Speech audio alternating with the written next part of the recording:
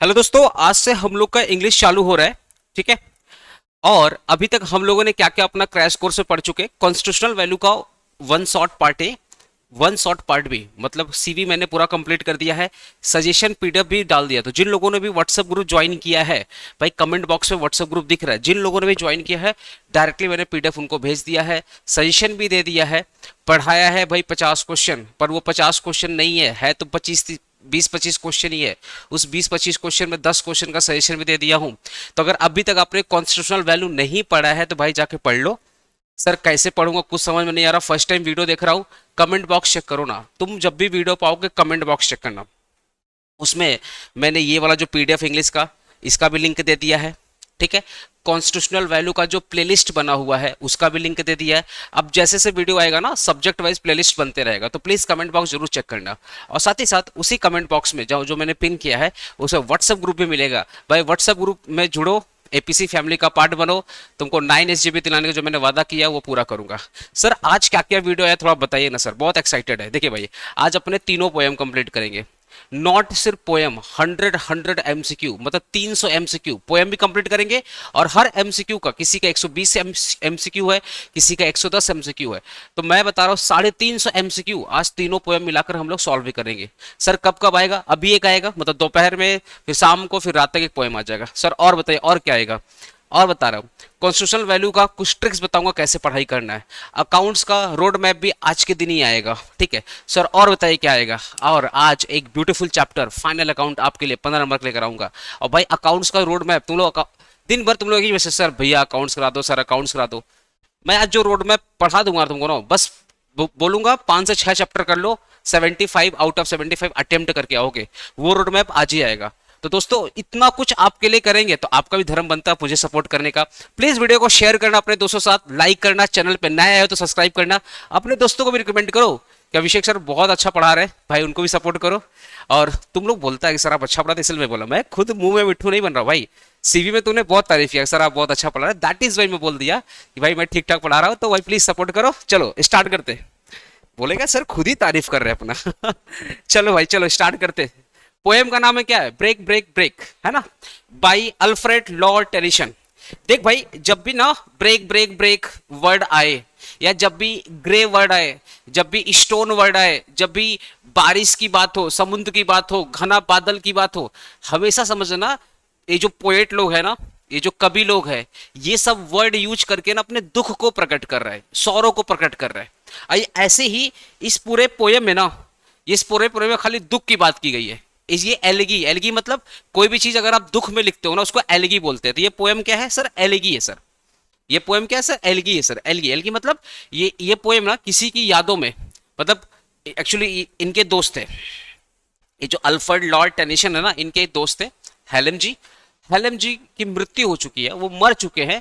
तो ये भाई साहब अपने दोस्त को याद करके ये पोयम लिखा है।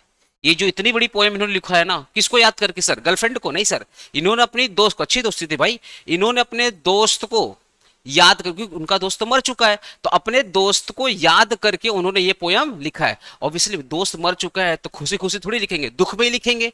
अरे भाई दोस्त मर चुका है, तुम लोग की दोस्ती की बात थोड़ी कर रहा हूँ, अच्छी दोस्ती की बात कर रहा हूँ। तो दोस्त मर चुका है तो खुशी खुशी थोड़ी लिखेंगे, दुख भरी कविता होगी। दैट इज वाई ये पूरी की पूरी पोएम क्या है? दुख भरी है। अभी तुम लोग जितनी तो पोएम तुम लोग स्टार्ट कर रहे हो, तो जब भी पोएम स्टार्ट करोगे ना, कहीं पर भी ग्रे स्टोन, बादल, रेन, ठीक है, ब्रेक ब्रेक, ये सब वर्ड आए समझ जाना भैया दुख भरा है, या खुशी की बात तो नहीं होगी। ठीक है दोस्तों, आप सभी से रिक्वेस्ट रहेगा प्लीज कमेंट करके जाइएगा आपको समझ में आया या नहीं आया, कमेंट करना बॉस। वीडियो को शेयर करना अपने दोस्तों के साथ, व्हाट्सएप ग्रुप में जुड़ जाओ, एपीसी फैमिली को बड़ा करना है। ठीक है, चलिए थोड़ा सा मैं इंट्रोडक्शन बता देता हूँ पोएम के बारे में। सर पोएम का टाइटल क्या है? Break break break. Sir poet कौन है? Alfred Lord Tennyson. एमसीक्यू आता है अल्फ्रेड लॉर्ड टेनिसन, आज इसका 100 एमसीक्यू करेंगे भाई। तो टाइटल क्या है? Break break break. पोएट कौन है? Alfred Lord Tennyson. सर कब लिखा गया था? 1835 में। 1835 में लिखा गया था। पब्लिश कब हुआ था? 1842 में, 7 साल के बाद। 1835 में लिखा गया था, 1842 में पब्लिश हुआ था। ठीक है सर, ये क्या है सर? एलिगी है सर, एलिगी है सर। क्यों? इनके एक दोस्त है Arthur Henry Hallam, Arthur Henry Hallam, sir इनकी मृत्यु हो गई थी, ये भाई साहब मर चुके थे। इनकी याद, इनकी यादों में, इनको याद करके ये वाली जो पोयम है, ये वाली जो पोयम है वो लिखी गई थी, ब्रेक ब्रेक ब्रेक। तो ऑथर हेनरी हेलम की मृत्यु हो चुकी थी, इनकी यादों में ये पोयम लिखी गई है। ठीक है सर, इसमें टोटल 16 लाइन है, 16 लाइन है। तो सर कितने पैराग्राफ है? 4 पैराग्राफ, 4 क्वांट्रेन है। ठीक है, तो 16 लाइन है, 4 पैराग्राफ है। ठीक है सर, ये राइम है सर, राइम कौन सा राइम है sir? A B A B. Sir A B A B का मतलब क्या, थोड़ा बताइए ना, फर्स्ट टाइम इंग्लिश पढ़ रहे हैं, फर्स्ट टाइम सर इंग्लिश पढ़ रहे हैं, ए बी का मतलब बताइए ना। चलो बताता हूँ, आपने पढ़ा होगा ना बचपन में, क्या पढ़ा है sir? Twinkle twinkle little star how I wonder what you are, sir पढ़े हो ना? स्टार आर, जब भी यार एंडिंग ऑलमोस्ट सेम हो, मतलब ना काइंड ऑफ सॉन्ग की तरह, जब भी कोई चीज गाने की तरह दिखी ना, उसको राइम बोलते हैं।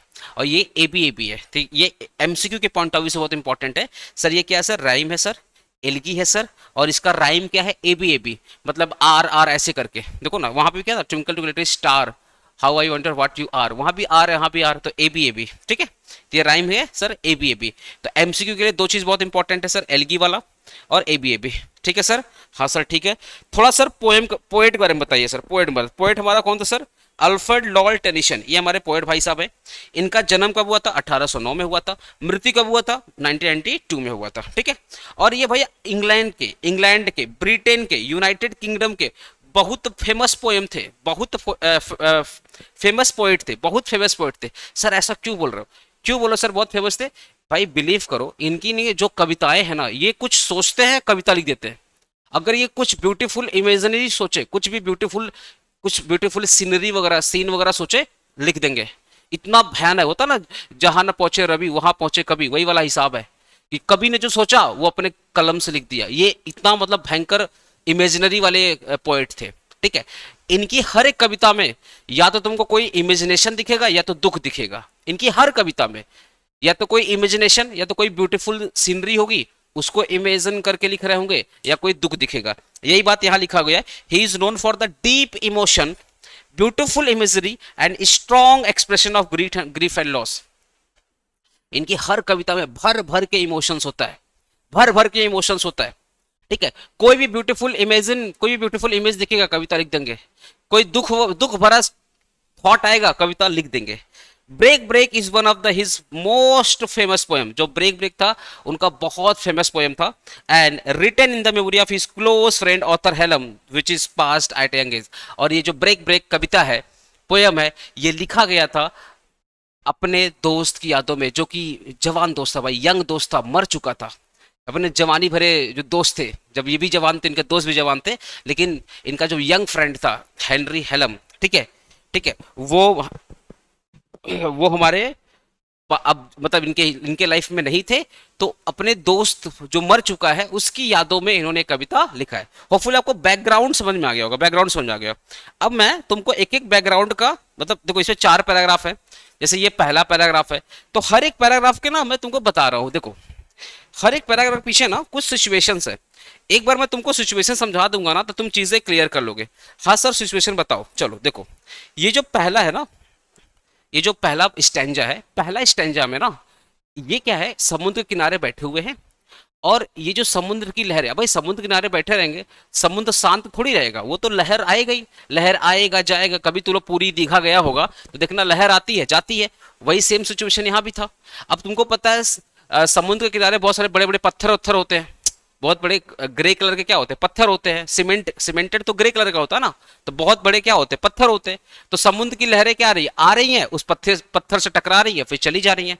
सिचुएशन क्या है? सिचुएशन क्या है कि तुम समुद्र के किनारे बैठे हुए, लहरें आ रही हैं, पत्थर से टकरा रही हैं और वापस चली जा रही है। लहरें आ रही हैं, पत्थर से टकरा रही हैं, वापस चली जा रही हैं। इसी टाइप का सिचुएशन यहाँ पे बताया गया है। ठीक है, अब ये क्या बोल रहे हैं? ब्रेक ब्रेक ब्रेक, तोड़ो तोड़ो तोड़ो। सर क्या तोड़ो?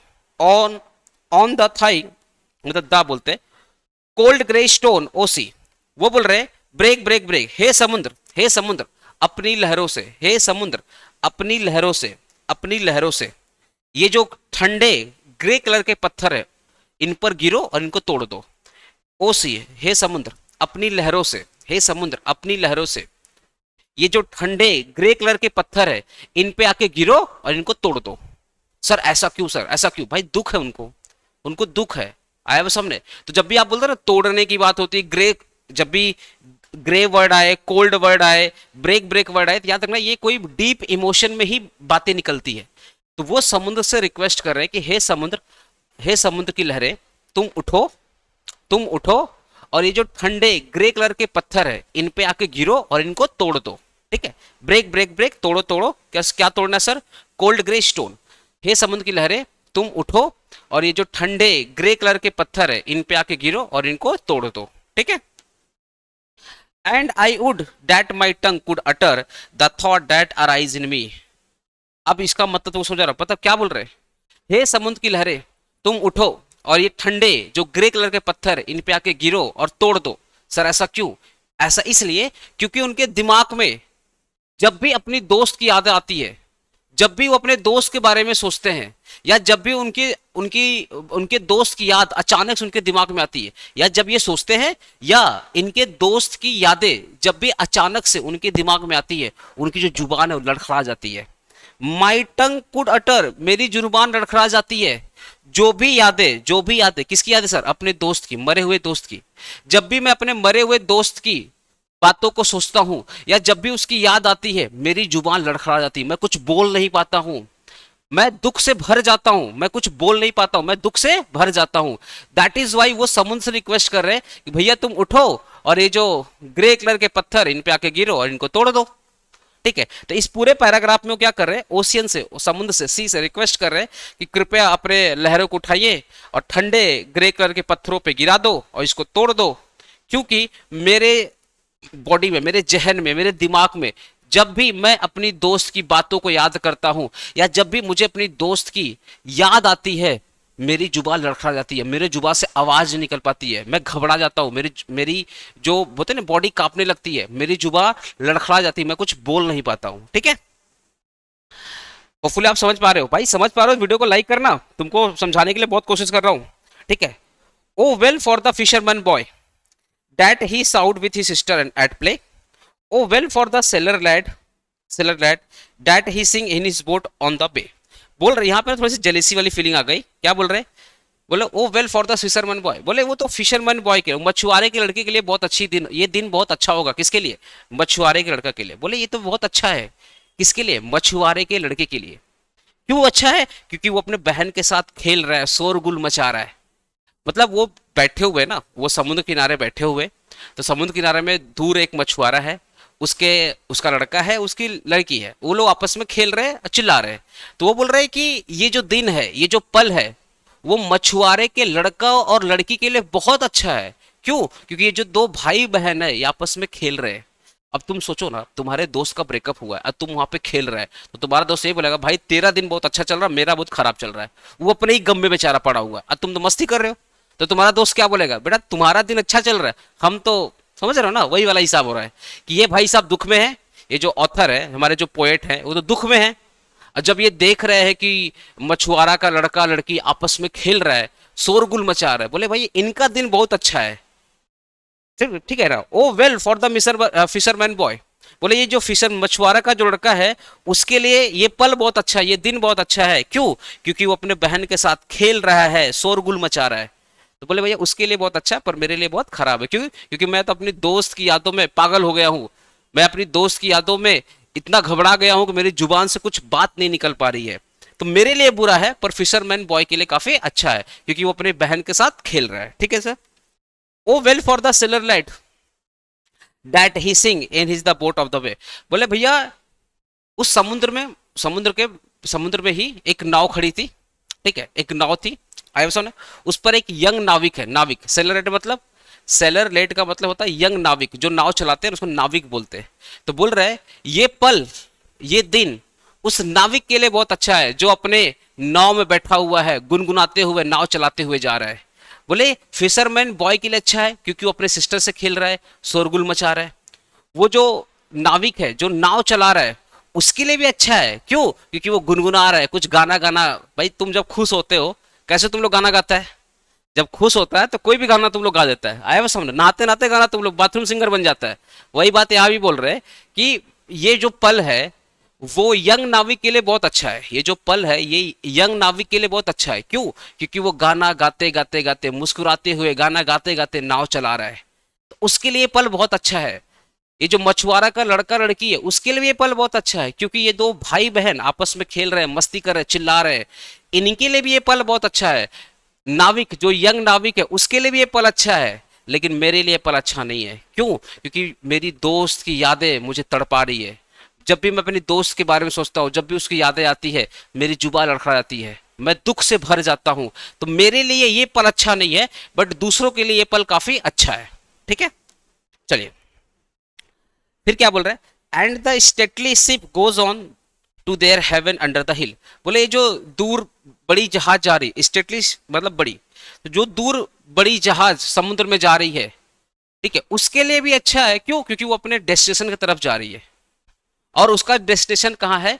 कोई पहाड़ है, कोई हिल है, उसके अंडर कोई पोर्ट है, वो वहीं की तरफ जा रही है। अब सोचो ना, तुम इमेजिन करो, कोई पहाड़ है, हिल है, उसके उसके तरफ तुम जा रहे हो, तो मतलब खुशी की बात होती है ना। तो जब भी हिल पहाड़ की बात होती है, मतलब खुशी की बात हो रही है। बोले ये जो जहाज जा रहा है ना, ये जो जहाज जा रहा है, उसके लिए ये पल अच्छा है, क्योंकि वो अपने डेस्टिनेशन की तरफ जा रहा है, और उसका डेस्टिनेशन बहुत ब्यूटीफुल पोर्ट है। उसका जो डेस्टिनेशन है ना, वो बहुत ब्यूटीफुल पोर्ट है, क्योंकि वो जो पोर्ट है वो किसी सुंदर पहाड़ियों के नीचे है। तो जब ये जहाज वहां पे जाएगा, वो दृश्य देखेगा, तो उसके लिए भी ये पल बहुत अच्छा होगा। ठीक है, but O for the touch of vanished hand and the sound of voice that still. Vanished hand का मतलब उसका दोस्त की, ऐसा हाथ जो खो चुका है। वेनिस मतलब खो जाना, ऐसा हाथ जो खो चुका है। बोले मेरा दोस्त जो कि खो चुका है, मेरा दोस्त जो कि मर चुका है, खो चुका है, ठीक है ना, but O touch for the vanished hand. जब भी जो दोस्त, जिस दोस्त को मैं खो चुका हूं, मेरा दोस्त तो खो चुका है, जब भी उसकी यादें आती है मैं तड़प जाता हूं, मैं दुख से भर जाता हूं। And the sound of voice that is still, और उसकी जो आवाज है, उसकी जो यादें हैं, आज भी मेरे जहन में है, मैं उसको निकाल नहीं पा रहा हूं। समझ रहा? बोल रहे हो कि मेरा जो दोस्त है जो कि खो चुका है, वेनिस हैंड मतलब दोस्त को, मेरा जो दोस्त है जो कि खो चुका, मैंने उसको खो चुका है, आया वो समझे। और उसकी जो आवाज है, आवाज मतलब यहाँ पे उसके जो उसके साथ बिताए गए पल। बोले जो उसके साथ जो बिताया हुआ जो पल है, आज भी मेरे जहन में, आज भी मेरे जहन में, आज भी मेरे दिल में, आज भी मेरे दिमाग में है। आया वो समझे। तो ये एक्चुअली बोलना क्या चाहते हैं? बोलना चाहते हैं कि जब भी वो अपने दोस्त को याद करते हैं, या जब भी उनको अपनी दोस्त की याद आती है, तो वो बहुत दुख से भर जाते हैं, घबरा जाते हैं। और जब वो दुख से भर जाते हैं, तो समुद्र को देखते हैं, तो बोलते भैया तुम उठो, पत्थर को तोड़ दो। जब वो कोई खेलते हुए आदमी, खेलते हुए लड़का लड़की को देखते हैं, बोलते उनके लिए दिन बहुत अच्छा है, उनके लिए पल बहुत अच्छा है, पर मेरे लिए पल बहुत खराब है। क्यों? क्योंकि मुझे अपनी दोस्त, मेरे मरे हुए दोस्त की याद आ रही है, और जब वो दोस्त की याद आती है ना, मेरी जुबान लड़खड़ा जाती है, मैं कुछ बोल नहीं पाता हूँ। वो यंग नाविक के लिए भी ये दिन बहुत अच्छा है, ये पल बहुत अच्छा है, क्योंकि वो गुनगुनाते हुए नाव चलाते हुए जा रहा है। वो जो बड़ी शिप है उसके लिए भी दिन बहुत अच्छा है, क्योंकि वो अपने डेस्टिनेशन की तरफ आ जाता है। लेकिन जैसे ही मुझे अपने दोस्त की याद आती है, ऐसा दोस्त जिसको मैं खो चुका हूं, ऐसा दोस्त जिसको मैं खो चुका हूं, जब उसकी याद आती है मैं घबरा जाता हूं। लेकिन आज भी उसके उसके साथ बिताए गए हुए जो पल है, उसके साथ बिताए गए जो लास्ट लास्ट मोमेंट है, वो आज भी मेरे जहन में है। The sound of voice that still, कि उसके साथ बिताए गए जो अच्छे अच्छे पल है, वो आज भी मेरे जहन में है, आज भी मेरे दिल में है। ठीक है, फिर क्या बोल रहे? ब्रेक ब्रेक ब्रेक, तोड़ो तोड़ो तोड़ो, at the foot of thy crags of sea. हे समुद्र की लहरें तुम उठो, और समुद्र के किनारे जितने भी पत्थर पड़े हुए सब पे गिरो और उनको तोड़ दो। हे समुद्र की लहरें तुम उठो, तुम लहरें उछालो, और ऐसे पत्थर, और किनारे पे, समुद्र के किनारे पे जितने भी पत्थर पड़े हैं, जितने भी पत्थर पड़े उन पर गिरो और उनको तोड़ दो। But the tender grace of dead that is dead will never come back to me. बोल रहा जो मेरे खुश, टेंडर ग्रेस मतलब खुश भरे दिन, ठीक है, जो मेरे खुशी भरे दिन थे अब वो मर चुके हैं। जो मेरे खुशी भरे दिन थे, the tender grace of dead that is dead, जो मेरे खुशी भरे पल थे, जो दुख, जो खुशी वाला दिन था, जो खुशी भरा वाला पल था, वो मर चुका है, अब वो कभी वापस नहीं आएगा। तो वो बोल रहे समुद्र से, हे समुद्र की लहरें तुम उठो, जितना भी पत्थर दिख रहा है भैया तुम उस पर उछलो, उस पर अपनी लहर, उसमें पानी को उछालो और उस पत्थर को तोड़ दो। क्यों ऐसा क्यों बोल रहे हैं? क्योंकि उनके जो खुशियों के दिन थे, उनके जो खुशी वाले पल थे, अब वो मर चुके हैं। अब वो मर चुके हैं जो कि कभी वापस नहीं आने वाले। सोचो कितना मतलब बोल सकते हैं नेगेटिव हो चुके हैं कि मेरे खुशियों वाले दिन खत्म हो गए हैं, अब बस दुख का ही दिन बाकी है। तो इसलिए समुद्र तुम अपनी लहरों को उठाओ, उछालो, और जितना भी किनारे पत्थर उत्थर पड़े हैं उन पे गिरो और सारे पत्थरों को तोड़ दो। ऐसा वो बोलना चाहते हैं। होपफुली आपको समझ में आ गया होगा। तो इस पोयम में ना नॉर्मली वही बोलना चाहते हो, वो समुद्र से रिक्वेस्ट कर रहे हैं कि तुम उठो, किनारे में जो भी पत्थर हैं ग्रे कलर वगैरह के उन पर गिरो और उनको तोड़ दो, पहला रिक्वेस्ट। फिर बोल रहे हैं जो मछुआरे का लड़का लड़की है उनके लिए दिन बहुत अच्छा है, नाविक के लिए ये दिन बहुत अच्छा है, जो बड़ी जहाज जा रही है बोले उसके लिए भी ये दिन अच्छा है, क्योंकि सब लोग एंजॉय कर रहे हैं, सब लोग अपने डेस्टिनेशन की तरफ जा रहे हैं। नाविक गाना गुनगुनाते हुए जा रहा है, मछुआरे का बच्चा अपने बहन के साथ खेलते हुए जा रहा है, बड़ी जहाज अपने डेस्टिनेशन की तरफ जा रही है, और डेस्टिनेशन उसका डेस्टिनेशन बहुत खूबसूरत पोर्ट है। तो सबके लिए दिन बहुत अच्छा है, पर मेरे लिए दिन बहुत खराब है, क्योंकि जब भी मुझे अपनी दोस्त की याद आती है मैं घबरा जाता हूँ, मेरे जुबान लड़खड़ा जाती है। ठीक है, मेरा जुबान लड़खड़ा जाती है और मेरे दिमाग बस ये की आता है कि मेरा अब बचा हुआ जीवन कैसे कटेगा। क्यों? क्योंकि मेरे मेरे जितने भी खुशी वाले पल थे अब वो मर चुके हैं, जो कि कभी वापस आने वाले नहीं है। अब मेरा जीवन दुख से ही भरा रहेगा। और जब भी उनकी दोस्त की याद आती है वो ऐसे ही थॉट उनके मन में आता है। ठीक है, तो दोस्तों मैंने पूरा पोएम आपको समझा दिया है। थोड़ा सा अब हम लोग इसका 100+ एमसीक्यू फटाफट कर लेते हैं। अगर आपको पोएम समझ में आया ना तो प्लीज मेरे को कमेंट करना। मैंने बहुत कोशिश किया आपको अच्छे से पोएम समझाने का। भाई अगर मेहनत पसंद आता तो प्लीज लाइक करना, वीडियो को शेयर करना अपने दोस्तों के साथ, और व्हाट्सएप ग्रुप में जुड़ जाओ भाई। व्हाट्सएप ग्रुप में जुड़ जाओ फटाफट, ठीक है ना? फटाफट व्हाट्सएप ग्रुप में जुड़ जाओ। चलिए पहला question, sir who is the poet, who is the poet of the poem break break break? कौन पोएट है भाई? Alfred Lord Tennyson. Why was the poet sitting on the sea share, sea shore? वो समुद्र के किनारे पे क्यों बैठा हुआ था? दुख से निकलने के लिए, to come out from the sorrow. अपने दोस्त, जो दोस्त मर चुका था उसके दुख से निकलने के लिए वो समुद्र किनारों पे बैठा हुआ था। हमें जब भी दुख आता हम क्या बोलते, थोड़ा चलो घूम के आते हैं। वैसे ही अपने दोस्त की यादों से निकलने के लिए वो समुद्र किनारे बैठा हुआ था। What was the happening on the sea shore? क्या हो रहा था सर? आंसर देखो ना, the sea waves were hitting the rocks, ये भी हो रहा था। The fisherman children were playing, मछुआरे बच्चे खेल रहे थे। The sailor lad was singing the boats, all of the above. भाई ये तीनों चीज हो रही थी समुद्र के किनारों पे। ठीक है, break break break commemorates the death of which English poet? ठीक है, बोला ये जो पोएट है ये किसकी, ये जो ब्रेक ब्रेक जो पोयम है वो किसकी यादों में लिखा गया, किसके दुख, किसकी मृत्यु की यादों में लिखा गया, मतलब किसके जो मर चुके हैं किनकी यादों में लिखा गया है? तो जो आंसर है क्या होगा? Arthur Henry Hallam. तो ये जो पोयम है, ये जो पोयम है इस हेनरी हेलम की यादों में लिखा गया क्योंकि इनकी मृत्यु हो चुकी है। ठीक है, break break break is an example of what type of verse work that of the often personality mourns a person death? ये क्या है? एलगी है। क्या है बोल रहा है? ये जो ब्रेक ब्रेक है ये किसका एग्जाम्पल है, किस टाइप के वर्क का एग्जाम्पल है जो एक किसी के दुख की बात करता है, किसी के डेथ की बात करता है? तो आंसर इज एलगी। ये एक एलगी है। एलगी मतलब जब भी कोई चीज आप दुखी में लिखते हो ना, है ना, जब भी कोई चीज आप दुखी में लिखते हो उसको बोलते हैं elegy. The Tennyson belong to which following historical age? The Victorian age, the Victorian age. ये जो टेनिशन है, ये जो हमारे पोएट है, किस एज से बिलोंग करते थे? विक्टोरियन एज से बिलोंग करते थे। In the break break break Tennyson mourns the death of Arthur Hallam. किनकी यादों में लिखे हैं भाई? किनके डेथ में लिखे हैं? ऑर्थर हेलम के डेथ में लिखे। When did the poet Alfred Tennyson die? 1892। कब मरे थे? 1892 मरे थे। What is the name of his friend met in his college? Henry Hallam. उनके दोस्त का नाम क्या था? Henry Hallam. In which year did the friend of the poet Alfred Tennyson Henry died? It, ये जो दोस्त है, ये जो पोएट का जो दोस्त है वो किस ईयर मरा था? 1883 में मरा था। कब मरा था सर? 1883 में मरा था। ठीक है, what is the meaning of utter? Utter का मतलब क्या होता? ठीक है, नथिंग समथिंग से। अटर मतलब वो कुछ बोल नहीं पाएगा। अटर मतलब जुबान लड़खड़ा जा रही है, कुछ बोल नहीं पा रहा, मतलब कुछ बोलने की बात हो रही है, से की बात हो रही है, कुछ कहने की बात हो रही है, दैट मीन अटर। अटर वो कुछ कह नहीं पा रहा है। What is the meaning of lad? Lad मतलब अ बॉय, यंग मैन, हाँ सब होगा, सो ऑल ऑफ दीज। ठीक है, what is the meaning of Venice? Venice का मतलब डिसअपेयर, सडनली। उनका दोस्त क्या था? मर चुका था, डिसअपेयर हो चुका था। What is the meaning of still? Still का मतलब silent at rest, all of these. Still मतलब क्या है कि उनकी यादें, उसकी दोस्त की यादें आज भी उसके जहन में है, मतलब चुपचाप उसके जहन में है, उसकी यादों में है। तो साइलेंट भी इसका मतलब होगा, रेस्ट भी मतलब होगा, ऑल ऑफ दीज।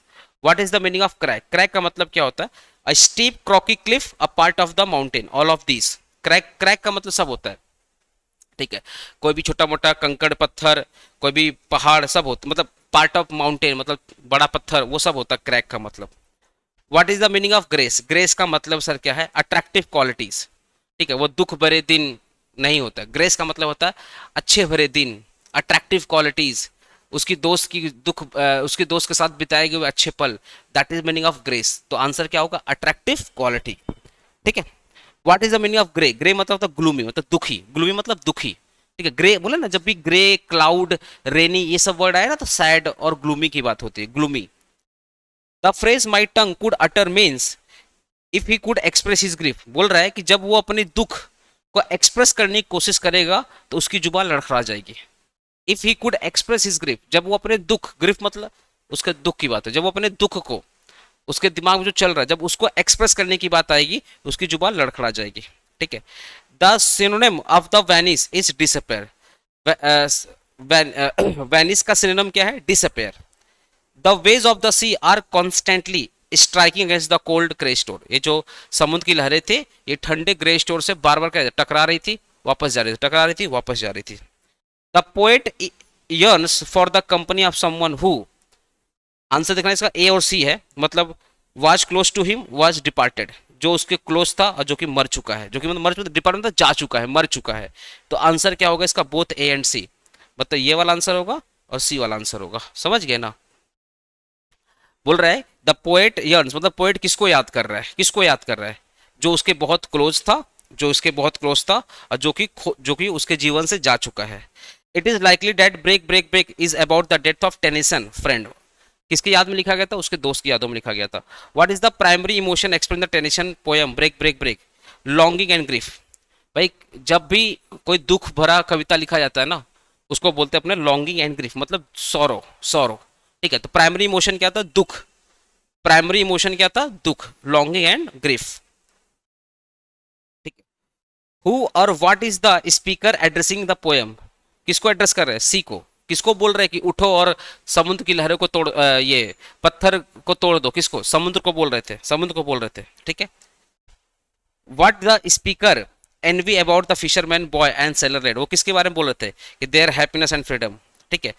वो फिशरमैन बॉय और सेलर लेड के लिए क्या बोल रहे हैं? कि इनके लिए अच्छा है बिकॉज वो खुश है, ये पल उनके लिए काफी अच्छा है बिकॉज वो खुश है, आजादी से गाना गा रहे हैं, घूम रहे हैं, नाच रहे हैं, उनके लिए पल अच्छा है, ठीक है। What the speaker envy about the fisherman, fisherman boy और सेलर में क्या बोलता है? Their happiness and freedom. तो एक्चुअली इनको, इनके हैप्पीनेस और फ्रीडम को देखकर जल भी जाता है, तो बोलता है ये दुख, ये खुशी भरे पल उनके लिए काफी अच्छा है पर ये पल मेरे लिए अच्छा नहीं है। What imaginary, what imagery does Tennyson use to describe the sea cold and grey, ठीक है। वो बेसिकली क्या बोल रहे हैं? कौन सा इमेजरी की बात कर रहे हैं? कि समुद्र की लहरें उठे और ठंडी ग्रे कलर की पत्थरों पे गिरे, उसको तोड़ दे, ठीक है। What does the speaker lament the loss of departed loved one, ठीक है। ये किसकी यादों में है? स्पीकर मतलब यहाँ पोएट की बात हो रहा है। पोएट किसके लॉस की बात कर रहा है? जो उसका डिपार्टेड, लव्ड मतलब उसके दोस्त, जिस दोस्त को इसको, मतलब जिस दोस्त को ये बहुत मानता था, बहुत प्यार करता था, वो दोस्त डिपार्ट हो चुका है, मर चुका है, ठीक है। तो what does the speaker lament on the loss of, किसके लॉस में बोला है? जो उसका बहुत क्लोज था, उसके लॉस में एक कविता लिखा गया है। Which phrase is repeated throughout the poem as a refrain? Break break break, कौन सा वर्ड बार बार यूज किया गया? Break break break. कौन सा वर्ड बार बार रिपीट किया गया? ब्रेक ब्रेक ब्रेक, ठीक है। तुम बस एमसीक्यू जाकर देखो ना, तुमको समझ में आ जाएगा सब जब तुमको दिखेगा ना, बोले ये तो आता है, मेरे को आता है, क्योंकि मैं सारे एमसीक्यू कवर कर दूंगा, तुम टेंशन मत लो। Which of the following best describe the mood of the poem, ठीक है। मेलनकोनिक एंड रिफ्लेक्टिव, मतलब इसका मतलब होता है जब आप दुख से, आपका जब मूड बहुत दुखी हो जाता है ना, उसको बोलते हैं मेलनकोनिक एंड रिफ्लेक्टिव, ठीक है। तो best describe the mood of the poem, ठीक है। यहाँ पे होगा melancholic and reflective. What is the speaker acknowledge will never return, क्या नहीं आएगा? क्या नहीं आएगा? उसका दोस्त जो कि मर चुका है, अब वैनिस हैंड मतलब उसका जो दोस्त है जो मर चुका है अब कभी वापस नहीं आएगा। What does the speaker wish he could utter the thought that arise him, जो भी थॉट उसके दिल में आता है ना, जो भी थॉट उसके दिल में आता है, अगर उसको वो याद कर लेगा तो उसके जुबान पे नहीं आएगा, मतलब उसकी जुबान लड़खड़ा जाएगी, ठीक है। उसकी दोस्त की जो भी याद आएगी उसकी जुबान लड़खड़ा जाएगी। What does the speaker say will never come back to him, क्या जो उसके अच्छे भरे दिन थे अब कभी वापस नहीं आएंगे। The speaker mention the sound of voice that still to limit, क्या कौन सा साउंड आ रहा था, किसकी साउंड ऑफ वॉइस, किसका साउंड, उसके दोस्त का, जो दोस्त मर चुका था, उसके खुशियों के पल उसके जहन में, जो दोस्त मर चुका है ना उसके साथ बिताए गए खुशियों का पल उसके जहन में है। द लॉस ऑफ फ्रेंड और loved one, the loss of friend and loved one, the loss of friend and loved one, ठीक है। तो स्पीकर किसकी वॉइस की बात कर रहा है कि उसका जो दोस्त जो मर चुका है उसके साथ बिताए गए जो पल थे, वॉइस मतलब पल की बात हो रही है, ठीक है। तो ये उसकी यादों में कविता लिखी गई थी, the loss of friend and loved one, ठीक है। What emotion does the speaker convey towards the fisherman boy and sailor, किस इमोशन की बात कर रही थी, envy, envy. Could speakers convey the towards the fisherman and sailor, नहीं happiness, envy नहीं हैप्पीनेस होगा, नहीं नहीं नहीं नहीं नहीं नहीं, सॉरी सॉरी, ये मैं थोड़ा समझ नहीं पाया। व्हाट इमोशन क्या बोल रहा है, what emotion does speaker convey, कौन सा इमोशन की बात हो, जेलेसी हो रही है, एनी मतलब जेलेसी, अरे एनी मतलब क्या होता है, जेलेसी होता है, जेलेसी, ठीक है, जेलेसी होता है, एनी मतलब क्या होता है, जेलेसी होता है। तो कौन सा इमोशन उसके अंदर आ रहा था जब वो फिशरमैन बॉय को देख रहा था, सेलर लेट को देख रहा था, कौन सा इमोशन आ रहा था, एनवी, मतलब जेलेसी हो रही थी। आंसर सही है, एनवी होगा। Alfred Lord Tennyson was the prominent of figure in which literary period, किस पीरियड का था भाई, ये जो पोएट है किस पीरियड का था, विक्टोरियन एज, आंसर क्या होगा, Victorian age. The Tennyson poem break break is written in the what form, sonnet, sonnet मतलब 18 16 16 होता है ना, 16 4 पैराग्राफ होता है, 16 लाइन होता है, उसको सोनेट बोलते हैं, ठीक है ना। The Tennyson poetry is characterised by the romanticism and imagination, मतलब ये बोल रहे हैं ना कि ये जो इनकी पोयम है वो पूरी इमेजिनेशन पे है, पूरी दुख भरी पे है, ठीक है, और अपने दोस्त की यादों में लिखा गया, that is the meaning of romanticism and imagination. When was Alfred Tennyson born, कब, 1809। व्हेन डिड पास अवे, 1982, कब मरे थे, 1982 में। Where was Alfred Tennyson born, कब कहां पे था, इंग्लैंड में हुआ था, यहाँ पे लिनकोनसाइन, लिनकोनसायर बोल के जो सिटी था उसी में इनका जन्म हुआ था। नाम देख रहे हो क्या, लिनकोनसायर, बाप रे। In the poem break break by Alfred Lord Tennyson, what is the breaking, वो किसकी बात कर रहे हैं, the way on the shore, मतलब जो भी समुद्र की लहरें उठ रही हैं और किनारे पे जो पत्थर पड़े हैं उनको तोड़ने की बात हो रही है, the wave on the shore मतलब किनारे पे जो पत्थर पड़े हैं उनको तोड़ने की बात हो रही है। What does the sea symbolize in the poem, the speaker emotion state, जैसे मतलब वो पता है यहाँ पे जैसे समुद्र की लहरें उठ रही है ना, वैसे बोल रहे हैं कि उनकी दोस्त की यादें उनके मन में उठ रही है, जैसे समुद्र की लहरें उठ रही हैं अब पत्थर को तोड़ दे रही है, वैसे ही उनके दिल में अपने दोस्त की, मरे हुए दोस्त की यादें उठ रही हैं और उनको तोड़ दे रही है। आया बस हमने, समुद्र की लहरें उठ रही हैं पत्थर को तोड़ दे रही हैं, वैसे ही उनके उनके जहन में, उनके दिल में अपने दोस्त की यादें उठ रही हैं और उनको तोड़ दे रही है, उनको दुख भरे दिन में ला दे रही है। तो यहाँ पे बेसिकली सिंबलाइज किसको किया गया है, अपने इमोशन की बात करी, जैसे लहर उठ रही है वैसे इमोशन उठ रहा है दोस्त का। Whom does the tension commemorate in the poem Break Break Break? Arthur Henry Hallam, किसकी यादों में, ऑथर हेनरी हेलम, ठीक है ना। What is the speaker mood in the poem, क्या है, सोम्बर मतलब दुख, सौरो सेम्बर यही सब होता है, दुख। What does the poet struggle to accept, उसके दोस्त की जो मृत्यु हो चुकी है ना उसको एक्सेप्ट नहीं कर पा रहा, उस दुख को एक्सेप्ट नहीं कर पा रहा। What does the poet long for the last stanza to retrieve the past, कि अपने पास्ट को भुला नहीं पा रहा है, अपने पास्ट को वो भुला नहीं पा रहा है और उसको लग रहा है कि जो खुशियों भरे पल थे अब वो मर चुके हैं, दोबारा वापस नहीं आएंगे, ठीक है ना। टू रिट्रीव द पास्ट, ठीक है, अब मतलब वो पास्ट उसको बार बार याद आ रहा है, रिट्रीव मतलब बार बार उसका जो पास्ट उसको याद आ रहा है, उसको झकझोर दे रहा है, उसको परेशान कर दे रहा है। The poem break break is an elegy, ये क्या एलगी है। Who has the written poem break break, Alfred Lord Tennyson, ठीक है। In the poem break break what is the breaking on cold stone waves, क्या break कर रहा है, कौन ब्रेक कर रहा है, व्हाट इज ब्रेकिंग, जो लहरें उठ रही हैं, वेव्स जो लहरें उठ रही हैं वो तोड़ने की बात हो रही है, ठीक है, लहरें उठे और पत्थर को तोड़ दे। The tone of the poem break break can be described as a sorrowful, tone कैसा है, दुख भरा है, सोरोफुल है। The poem break break was written as an elegy for whom, किसके लिखा गया? पोएट के फ्रेंड के लिखा गया। What is the poet praying for in the final stanza और ब्रेक ब्रेक ब्रेक? वो क्या बोल रहा है? पीस की बात कर रहे हैं। मतलब वो बोल रहे हैं कि ये जो दुख भरे दिन है खत्म हो चुके हैं, वो आएंगे नहीं। मतलब वो पीस की बात कर रहे हैं कि मुझे शांति चाहिए। ठीक है। What is the poem title? Break break break. The speaker address which element of the nature in stanza? Wave. ठीक है, वो किस एलिमेंट मतलब किस नेचर की बात कर रहा है? वेव की बात कर रहे हैं, लहरें की बात कर रहे हैं कि तुम उठो और पत्थरों को तोड़ दो, लहरें की बात कर रहे हैं। ठीक है। What colour, what colour of the stone mention in the stanza? Grey colour था, ग्रे कलर था। What does the speaker wish he could do this his टंग? मतलब उसका टंग क्या होता? अटक, अटर हो रहा था। उसका जो टंग था, अटर, अटर मतलब जब भी कोई थॉट आ रहा है अपने दोस्त के रिगार्डिंग, उसकी जुबान लड़खड़ा जा रही है। What does the speaker want to convey through his word? ठीक है, अपने वर्ड से क्या कन्वे करना चाहता था? Complex thought and feeling. वो अपने वर्ड के थ्रू अपने थॉट को एक्सप्रेस करना चाहता था, अपने फीलिंग को एक्सप्रेस करना चाहता था। What does the speaker want to see to continue doing against the stone? Break in, वो स्टोन को तोड़ना चाहता था। Why does the speaker consider the sea actions powerful? They are restless and strong. मतलब वो बोलना चाहता है, why does the speaker consider sea actions powerful? वो बोल रहा है कि जो सी का एक्शन है, जो समुद्र की लहरें हैं, ठीक है ना, समुद्र की लहरें हैं, वो उसको पावरफुल क्यों मान रहा है? क्यों? क्योंकि वो कंटिन्यू बिना थके हुए आ रही है जा रही है, आ रही है जा रही है।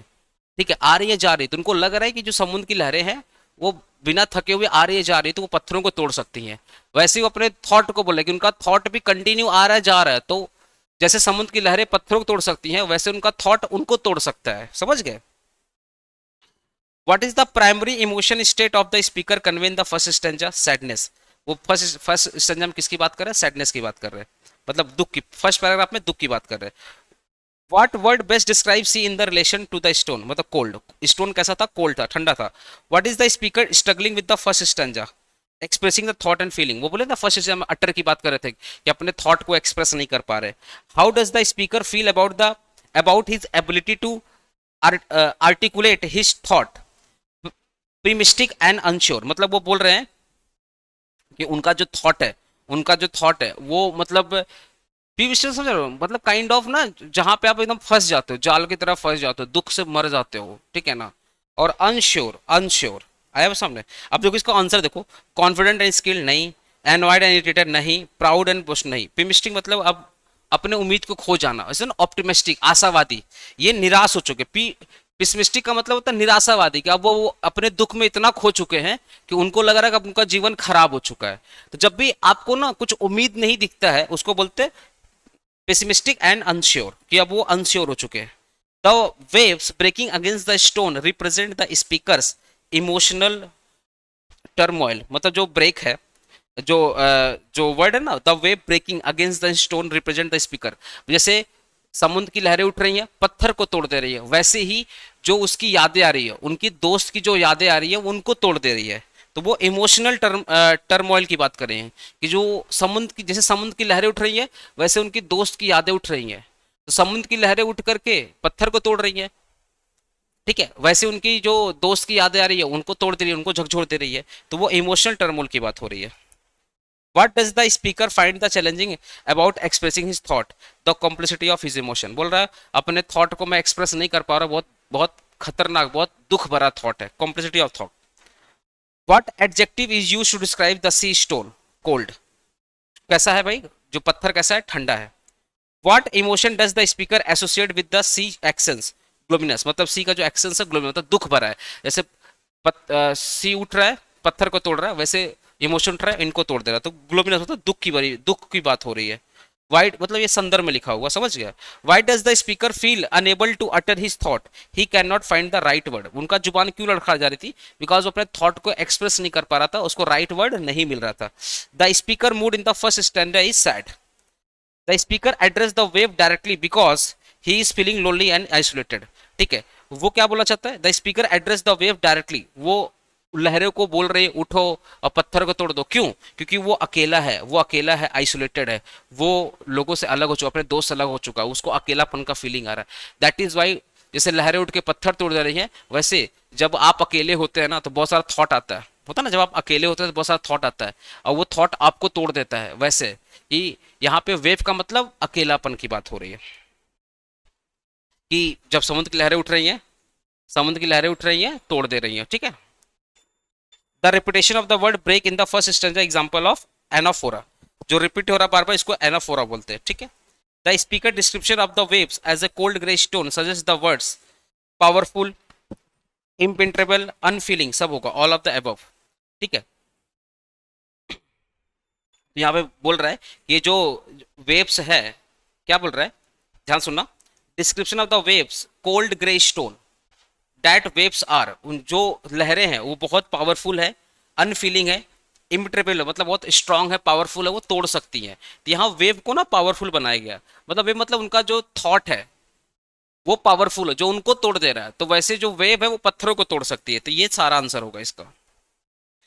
The speaker wish that his tongue could utter the thought that are haunting his suggest the fine word to express his emotion, मतलब उनका थॉट क्यों लड़खड़ा जा रहा था, क्योंकि उनको अच्छे वर्ड नहीं मिल पा रहे कि वो अपने इमोशन को दर्शा सके, ठीक है ना, उनको अच्छे वर्ड नहीं मिल पा रहे हैं कि उनका राइट वर्ड नहीं मिल पा रहा है कि वो अपने इमोशन को दर्शा सके, वो लड़खड़ा जा रहे हैं, कुछ बोल नहीं पा रहे।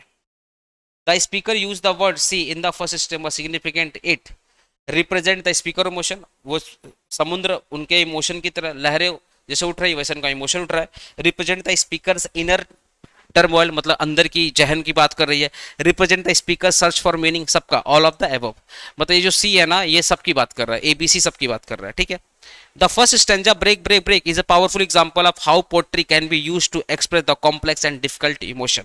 बोला जो फर्स्ट स्टैंजा है ब्रेक ब्रेक ब्रेक, ठीक है, it is a powerful example of poetry can be use to express the complex and different, क्या हम अपने कॉम्प्लेक्स फीलिंग को, दुख को, ब्रेक ब्रेक जो हमारा दुख है, क्या हम उसको एक्सप्रेस कर सकते हैं सी के साथ, क्या हम उसको एक्सप्रेस कर सकते हैं समुद्र की लहरें के साथ? Answer is yes, answer is yes.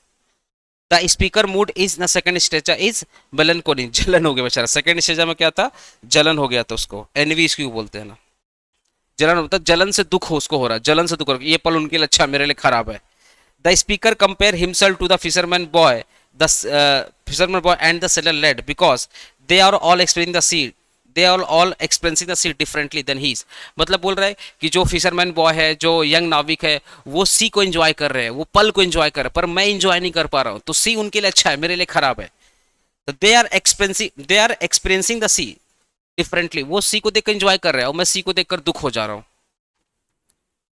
The repetition of the phrase O well for the the second stage example for anaphora, ठीक है, सेकंड स्टेज क्या, एनाफोरा, कि जब आप कंपेयर करते हो ना, उनके लिए अच्छा है मेरे लिए खराब है, उसको बोलते हैं anaphora.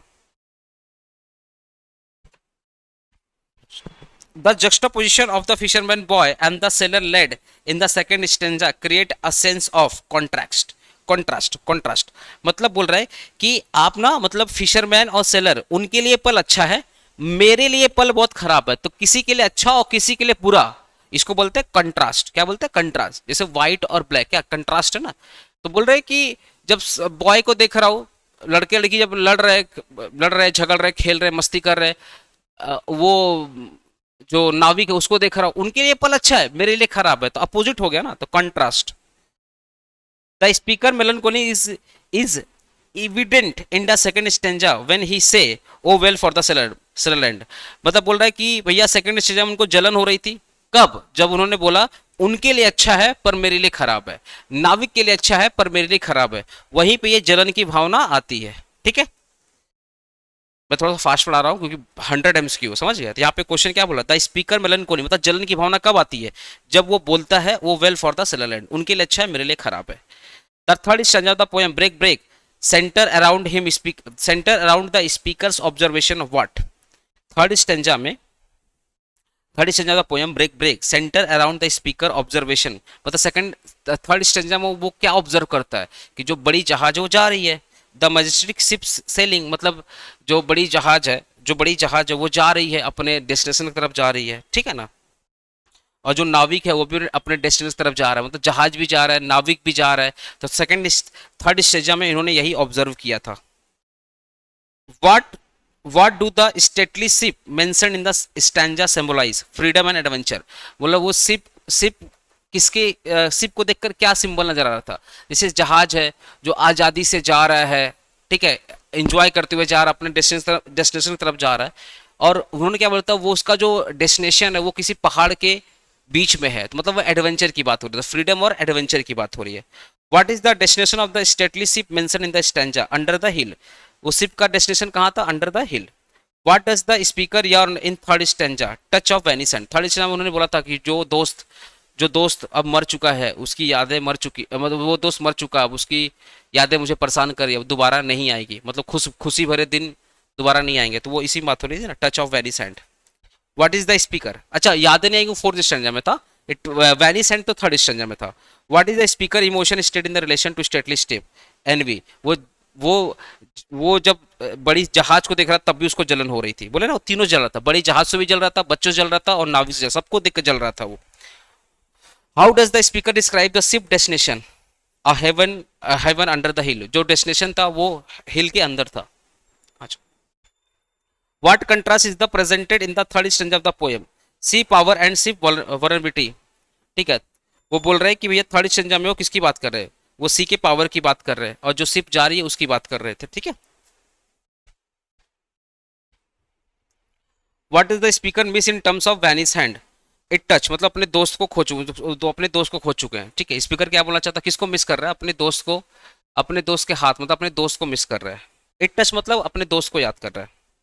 What memory is the speaker struggling with his third stanza, the touch of Venice hand, जो थर्ड स्टंजा वही बोला था ना, वह टच ऑफ वैनिस हैंड, कि उसका दोस्त मर चुका है, अब उसकी यादें आ रही है उसको। What is the main emotion convened in the third stanza regarding the Venice hand and voice, regret, कि भैया उसका उसका जो दोस्त है, उसका जो दोस्त है वो मर चुका है, अब उसको रिग्रेट हो रहा है, उनको रिग्रेट हो रहा है। ठीक है, थर्ड वाला सेंटेंस क्या आता है, regret. How does the speaker attention shift in the third stanza from ship to hand, मतलब उनका जो अटेंशन था कैसे शिफ्ट हुआ, पहले वो शिप को देखे फिर अपने दोस्त को याद करने लगे, शिप को देखे फिर अपने दोस्त को याद करने लगे। The phrase haven under his hill suggest what kind of location, underground palace, वो हिल को क्या बोल रहे हैं कि जो पहाड़ों के अंडरग्राउंड में है, जो पहाड़ था ना, अरे जो हिल था।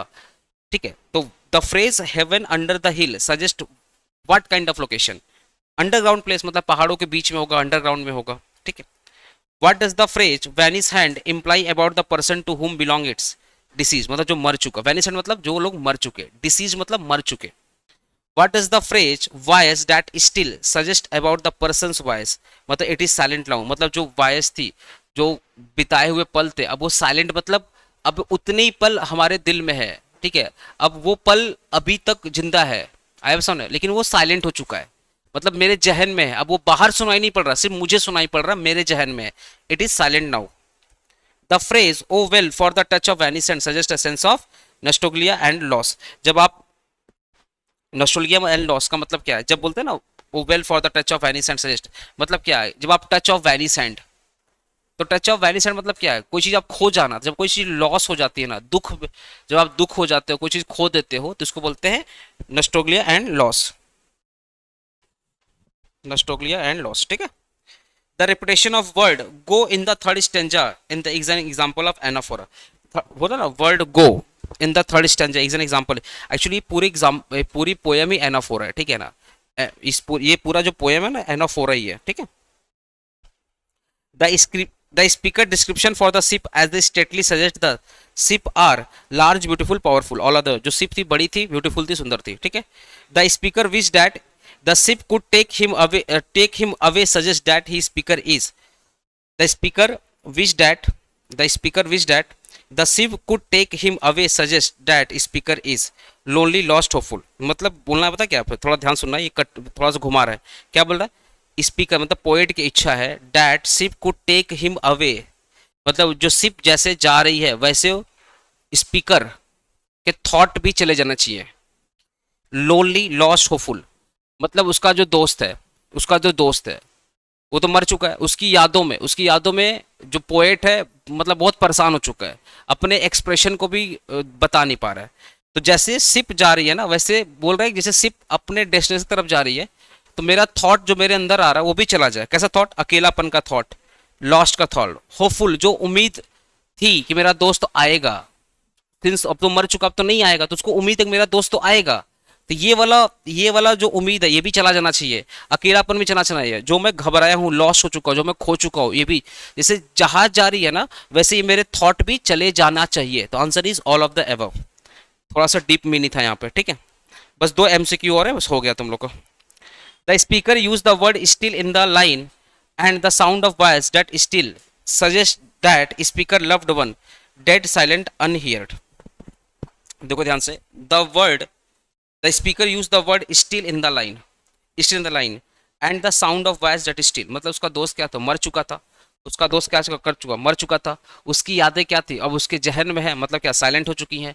अब क्या उसका आवाज जो दोबारा सुन पाएगा, नहीं सुन पाएगा, अनहेयर्ड। आंसर क्या होगा, all of above. What is the opening line of the fourth stanza, break break break. Opening line क्या था फोर्थ, ब्रेक ब्रेक ब्रेक, ठीक है। अब ये जो 10 है ना, कितने होंगे, कितने हैं, 113 है ना।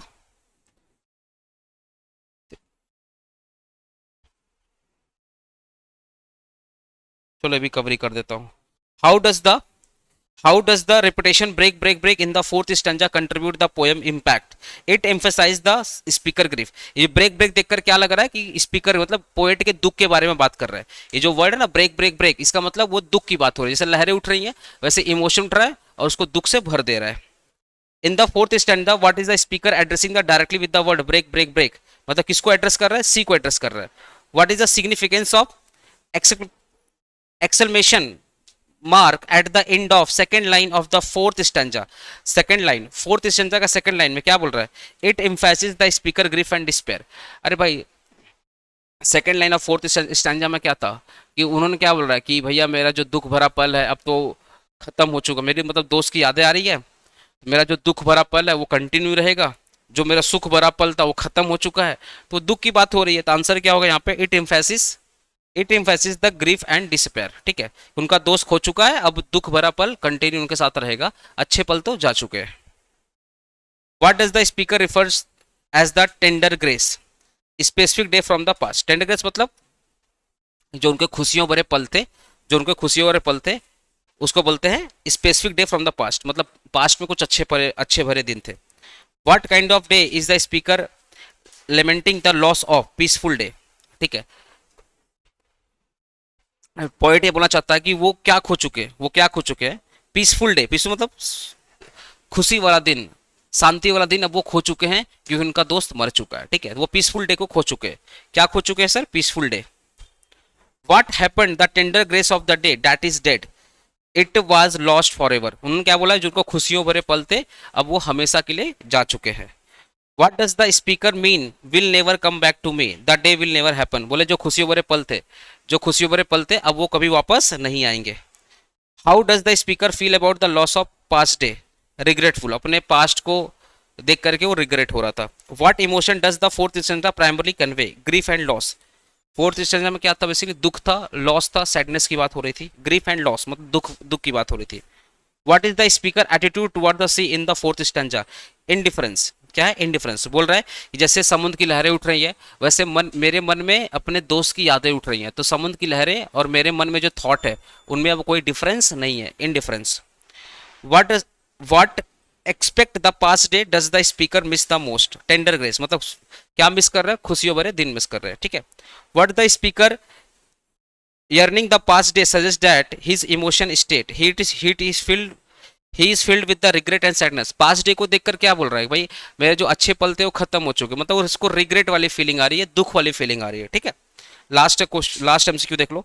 What is the final message conveyed by the fourth stanza, the past can never be recaptured. जो उसके पास्ट है, जो उसका खुशियों भरा दिन है, दोबारा नहीं आ सकता। The past can never be recaptured, ठीक है दोस्तों। चलिए कमेंट कर बताइए आपको पोएम समझ में आया कि नहीं आया, सारे एमसीक्यू क्लियर है या नहीं है, तो एक कमेंट कर देना और व्हाट्सएप ग्रुप में जरूर ज्वाइन करना, ठीक है ना। और इस वीडियो को शेयर करना अपने दोस्तों के साथ। आज आपको जो रिमेनिंग 2 पोएम है वो भी आ जाएगा प्लस 100 एमसीक्यू के साथ में, ठीक है ना। प्लीज़ व्हाट्सएप ग्रुप में ज्वाइन हो जाइए, जितनी भी इन्फॉर्मेशन रहेगा सब कुछ मैं व्हाट्सएप ग्रुप में डाल दूंगा। ऑलरेडी ये जो पीडीएफ है मैंने ऑलरेडी व्हाट्सएप ग्रुप में डाल दिया है, दोबारा मैं कमेंट बॉक्स में डाल दूंगा, ठीक है ना। आप कमेंट बॉक्स को जरूर कमेंट बॉक्स जो हमने पिन किया है उसको जरूर फोकस कीजिएगा, उस पर 4-5 चीज़ तुम्हारे काम का है। कॉन्स्टिट्यूशनल वैल्यू, जो कॉन्स्टिट्यूशनल वैल्यू है उसका मैंने 1 शॉट पार्ट ए पार्ट भी डाल दिया है, उसका सेशन में डाल दिया है। जरूर कमेंट बॉक्स को जो मैंने पिन किया उसको जरूर ध्यान देखना, तुम्हारे काम का चीज़ है। चलिए कमेंट कर बताइए आपको समझ में आया या नहीं आया, एमसीक्यू क्लियर है या नहीं है। और 2 पोएम आज और आ जाएगा, अकाउंटेंसी और कॉन्स्टिट्यूशनल वैल्यूज रिलेटेड भी वीडियोस आज बनेंगे। प्लीज व्हाट्सएप ग्रुप में जरूर जुड़ना, वीडियो को लाइक करना, वीडियो को शेयर करना, ठीक है ना। चलो कुछ देर बाद सेकंड पोएम भी आ रहा है।